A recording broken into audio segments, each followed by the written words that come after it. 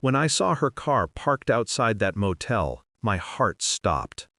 I told myself there had to be another reason, but deep down, I already knew the truth. The rain that night felt endless, cold, heavy, and unforgiving. My name is Daniel, and I thought I had the perfect marriage. 12 years with Emily, the woman I believed was my home, my peace, my forever. But peace can hide a storm. It started with little things, a few missed calls, late nights at work, and a new password on her phone.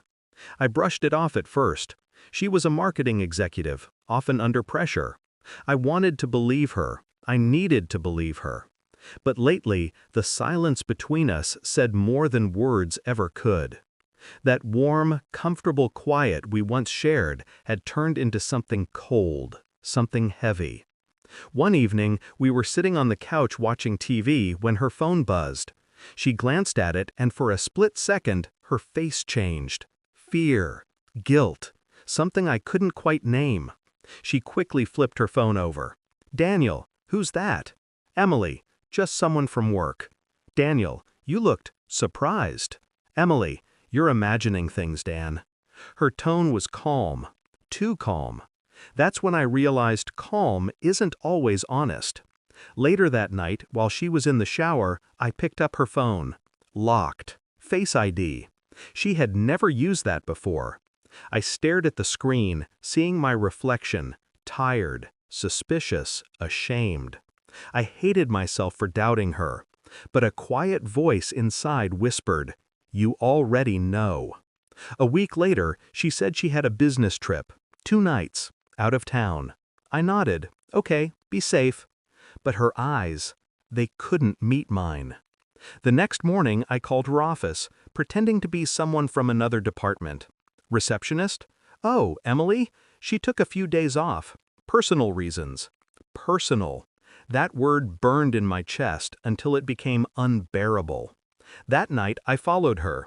The rain came down in sheets, wipers slashing back and forth as my pulse raced. Her car drove through the storm, headlights cutting through the dark. When she turned into a motel parking lot, my world cracked open. I parked at a distance, far enough not to be seen. She stepped out, umbrella in hand, glancing around before walking into room 203. Moments later, a man arrived. He looked around once, then walked in after her. My hands trembled on the steering wheel. My heart pounded in my throat. I wanted to run in there, to scream, to confront, but I didn't. I just sat there motionless, watching the rain wash away the life I thought I had. 2 days later, she came home like nothing happened. She smiled, hugged me, even cooked my favorite dinner.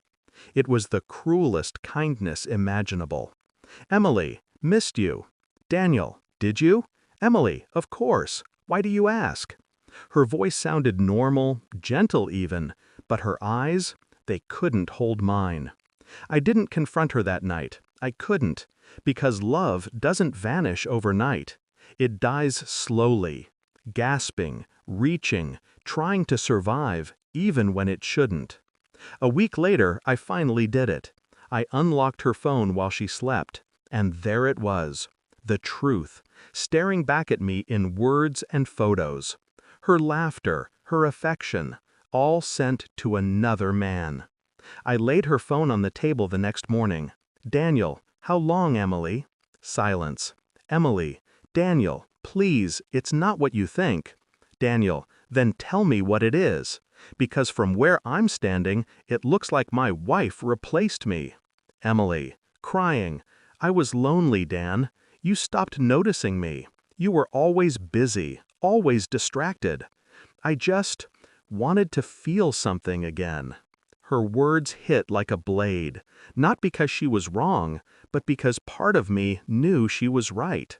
Still, betrayal isn't justified by loneliness. "Daniel, so you destroyed us to feel alive?" Emily, "I didn't mean for it to happen. It just did."